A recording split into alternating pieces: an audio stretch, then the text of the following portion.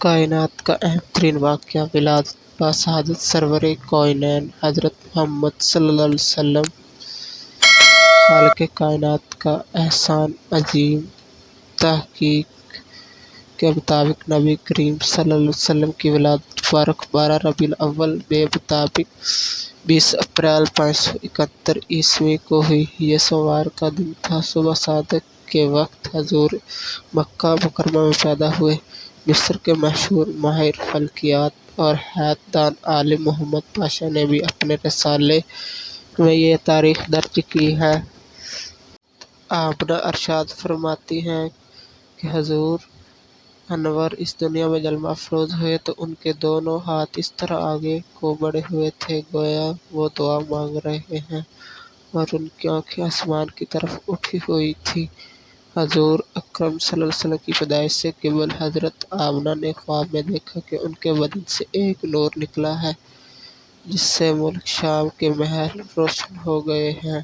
خواجہ عابد نظامی اپنی تالیف ہمارے حضور میں رسول آل کا یہ نسب مبارک درج کرتے ہیں: محمد بن عبداللہ بن عبدالمطلب بن ہاشم بن عبدالمناف بن قصی بن کلاب بن مرہ بن کعب بن لؤی بن غالب بن فہر بن ملک بن نصیر کنازہ بن خزیمہ مدرکہ بن الیاس نضر بن نسب حضرت اسماعیل تک جا پہنچا ہے۔ صفحہ 17 حضور اکرم کو حلیمہ سعدیہ نے دودھ پلانے کے لیے لیا۔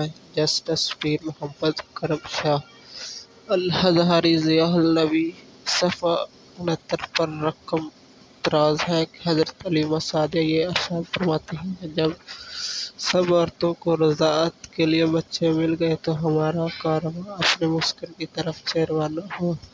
ساری عورتیں اپنے نئے بچوں کے ساتھ اپنی اپنی اونٹنیوں پر سوار ہوئیں۔ میرے پاس وہی گدھی تھی جو کمزور کے باعث چل ہی سکتی تھی، جس نے سارے قافلے کو آتے ہوئے پریشان کر دیا۔ میں اپنے فرزند کے ساتھ اس پر سوار ہوئی۔ اب تو اس کی حالت ہی بدل گئی تھی، یوں تیزی سے قدم اٹھاتی تھی کہ قافلے کی ساری سواریاں پیچھے رہ گئیں۔ وہ گویا چل نہیں رہی تھیں بلکہ اڑ رہی تھیں۔ قافلے والیاں چیخ اٹھی کہنے لگیں، اے ابی ذئب کی بیٹی، خدا تیرا بھلا کرے، ہم پر رحم کرو اور اپنی گدھی کو آہستہ آہستہ چلا۔ اس پر حضرت حلیمہ سعدیہ نے ارشاد فرمایا، خدا تمہارا بھلا کرے، تم دیکھتی نہیں ان پر کوئی سوار ہے؟ حضرت حلیمہ سعدیہ جب اپنی اقامت گاہ پہنچی تو وہ زمین میں خط زدہ تھی، گھاس کا ایک تنکا بھی نظر نہیں آتا تھا۔ جب بکریاں واپس آئیں تو حضور کی برکت سے ان کے پیٹ بھرے ہوئے تھے اور وہ خوب دودھ دیتی۔ حضرت حلیمہ خوشحالی کی زندگی بسر کرنے لگیں۔ حضور کو 2 سال تک آپ نے دودھ پلایا۔ حضور اکرم قوی اور توانا بچوں کی طرح ہو گئے۔ حضور نے حلیمہ سعدیہ کے قبیلے ہوئے ازان میں پرورش پائی، جو فصاحت و بلاغت میں مشہور تھے۔ امام صبر الروض الناف کی جلد اول صفحہ 109 پر لکھتے ہیں، حضور اکرم صلی اللہ علیہ وسلم فرماتے ہیں کہ میں اس لیے فصیح ہوں کہ قبیلہ بنی سعد میں پلا ہوں۔ حضرت حلیمہ سعدیہ یہ فرماتی ہیں کہ جب ہم مکہ کے سفر سے واپس پہنچے تو ہر گھر سے کستوری کی مہک آنے لگی۔ وہاں کے سب لوگ حضور اکرم صلی اللہ علیہ وسلم کی محبت میں دیوانے ہو گئے۔ جب کسی کو کوئی بدنی تکلیف ہوتی تو وہ آتے حضور کی ببرکت ہتھیلی کو پکڑ کر تکلیف والی جگہ پر رکھتے، فوراً اللہ فوراً شفا عیاں کر دیتا۔ اگر ان کا اونٹ یا بکری بیمار ہو جاتی تو حضور صلی اللہ علیہ وسلم دست مبارک پھیرتے، وہ تندرست ہو جاتے۔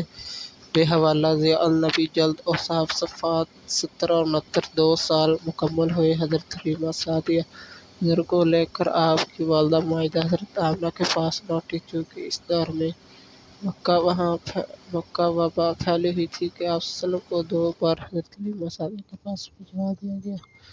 بے قول ابن اسحاق آپ 6 سال تک حضرت حلیمہ سعدیہ کے پاس رہے۔ آپ کی رضاعی بہن کو اگر تو کی گولیاں دیتی وہ گیت بھی۔ اے میرے بھائی محمود کمار علیہ السلام تک، یہاں تک کہ میں آپ کو جوان گبرو دیکھوں، یہاں تک کہ میں آپ کو اپنی قوم کا سردار دیکھوں جس کی سب اطاعت کرے۔ اے میرے رب ان کے دشمنوں اور حاسدوں کو ذلیل و رسوا کر۔ حضور صلی اللہ علیہ وسلم کی رضائی بہن بھائی چار تھے، نمبر 1 عبداللہ، نمبر 2 انیب،